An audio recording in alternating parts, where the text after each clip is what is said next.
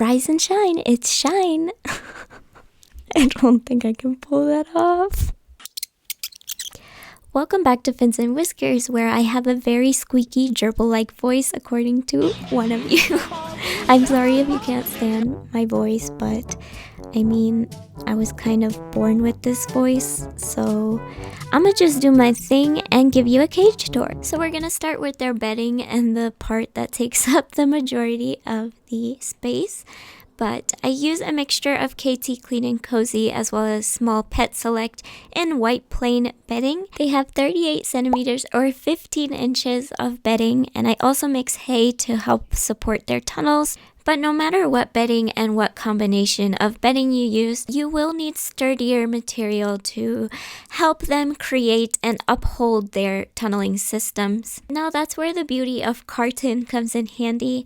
You'll find carton almost anywhere, and especially in your home, especially for toilet paper and paper towels. They can adapt the sturdier material of carton to form their chambers and tunnels and hold them up better. Wooden objects will also help the best because they are very tough and will hold things in place very well.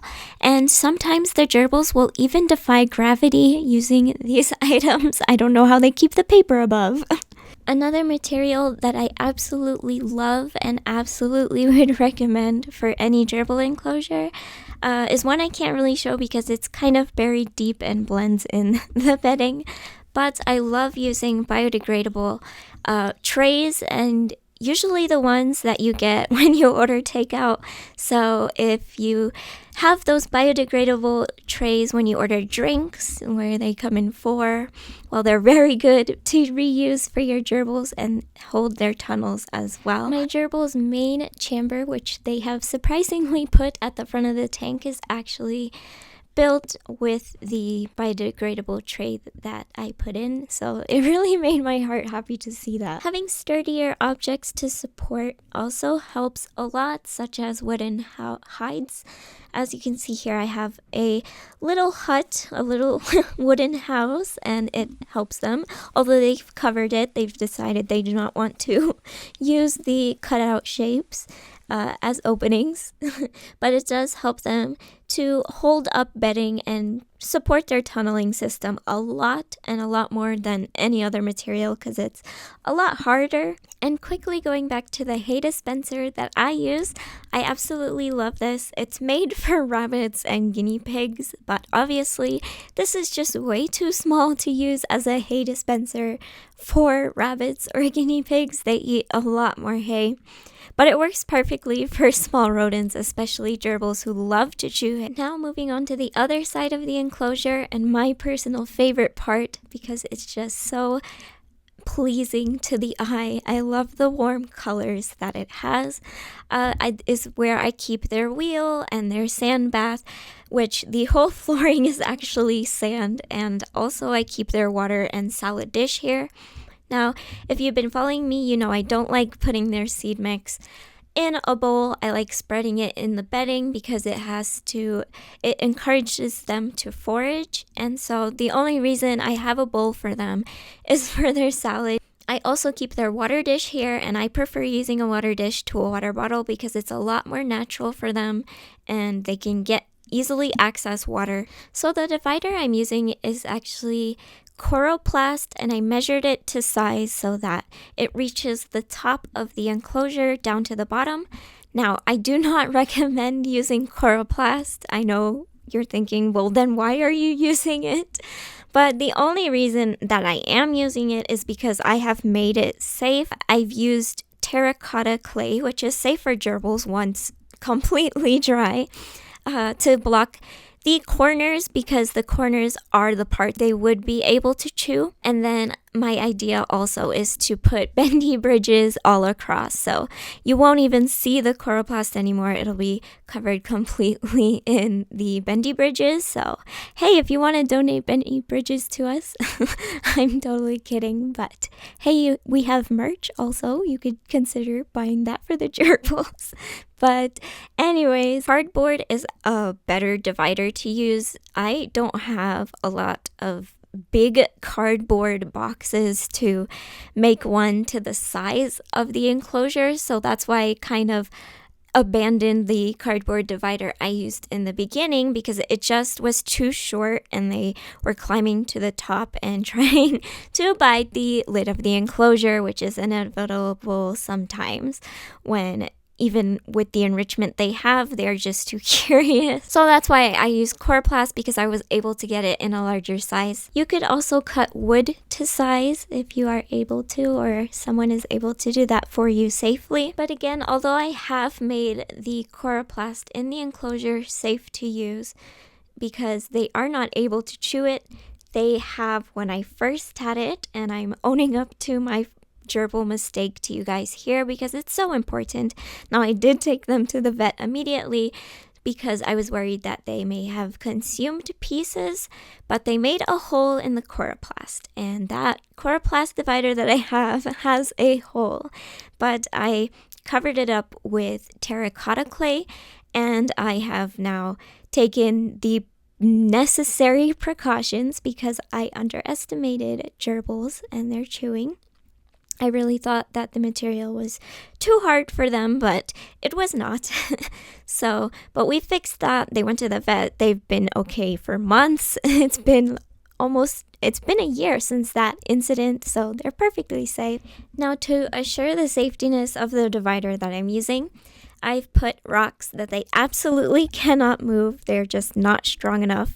Even if the three of them were to somehow work together and team to try and push the rock, it's leaned up against the glass on all corners, so it would just not be able to be moved. And now the part where they made a hole and is now covered in terracotta clay is on the side where their wheel is, and well, on the side of the other side of that.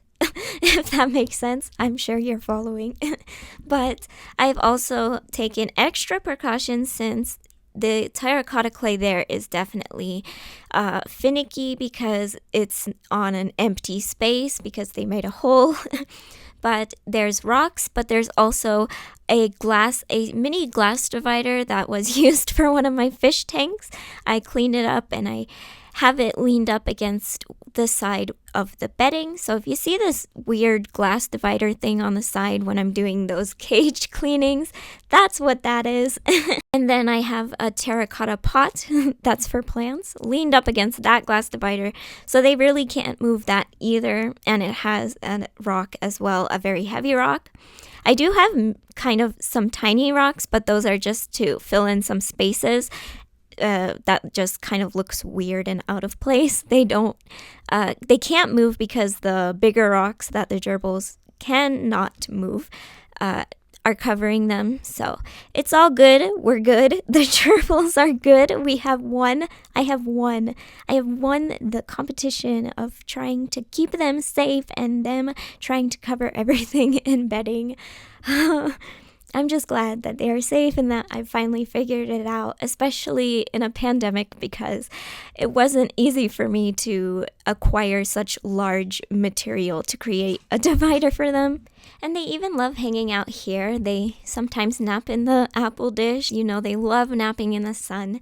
And well, the sun is finally out of my room, but the only spot that was getting sun was the apple dish, and so they spend a lot of time soaking in the last bit of sun that they'll get for a while.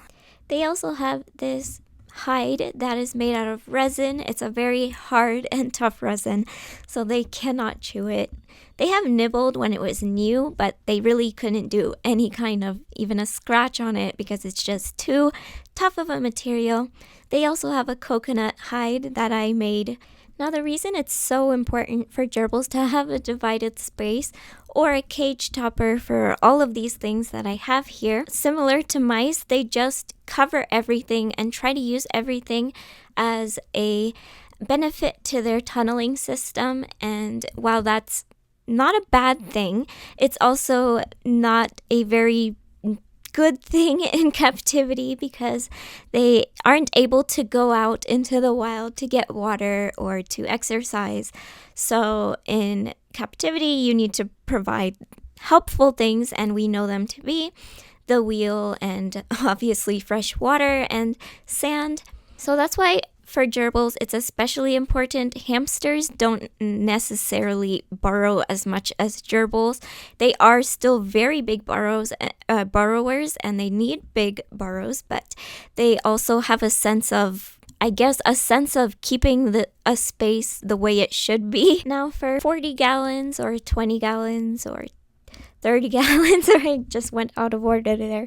But for those kind of tanks, it's really hard to have a divider because it's just way too small. And in that case, cage toppers work a lot better. A lot of people use the cages that are not good as complete space for them. So like even the very small bird cages that are not okay for some birds either could work well as a cage topper if you upholster it. Now, it wouldn't be fair for me to give ideas of cage toppers because I've never used them. However, many people in the gerbil community do. There are cages sold as cage toppers, especially online, so you could look into that if your enclosure is not big enough for a divider or if you prefer a cage topper. But going back to my divider in this little section here, the way that they can access it is through chala wood. Chala wood is actually a dried cactus. Usually you can find chala wood in the fish community. A lot of chala wood is sold for shrimp in fish tanks, and it's safe for rodents as well. And I've just used a slit in the divider. I've only cut a very small slit, a gerbil-sized slit, so they can go in and out with ease, but also they can't easily throw bedding over there. Sometimes paper will fall because it's a slit and they kick bedding all the time, but it's definitely not enough to create another space of bedding, and so that's how the divider really works. You just need to have a gerbil-sized slit, and if you can, make it a little bit higher than their bedding and have a bendy bridge if you can't access chala wood to get to both sides, and so they're able to access it. Now, a lot of people's concerns with dividers is the territorial issue with gerbils and them trying to guard the other side and just not letting other gerbils pass through. But if you followed a lot of my videos, I try to talk more and more about how you can avoid that, and it's super important to make sure that they have enrichment, but also to keep their food on the bedding side, because you don't want it in a bowl, because obviously they'll try to hoard and guard that bowl from the other gerbils. With salads, it's a little bit more of a lenient situation. They usually take the veggie and run off in their own hides, at least in my case, to ensure that the other gerbils won't take their food. But sometimes they do try, but they are also bonded, so it's not necessarily a hostile situation. But that's not saying that it couldn't ever be a hostile situation, but just make sure that you are observing your gerbil behavior all the time, and I have a video on gerbil behavior so that it can help you a lot. But a divider is so important for gerbils, especially because they need that exercise that they would get in the wild, but they can't really get in captivity without a wheel. Even stopping and running for a few seconds and then stopping again is still a little bit of exercise for them. So it's so important to include, even if one doesn't use it or the majority of your gerbils don't use it, or you haven't ever seen them use it. I just think that a wheel is so important to always have. Now, going back to the cage tour of this video, I got carried away with information, but I have an 11-inch wheel. The bare minimum wheel size for gerbils is actually an 8.5-inch wheel. So the other wheel that I was using was in the requirements that they need. An 11-inch is ideal and one of the best sizes that you can get for gerbils, males or females. So I did upgrade that. It was their little birthday gift. But that is basically it for this gerbil enclosure tour. I hope you enjoyed the video. Let me know what your favorite part of the enclosure is, and if you have any more questions, feel free to always comment down below. I try to reply to every question as they come, and so I'll see you guys next time.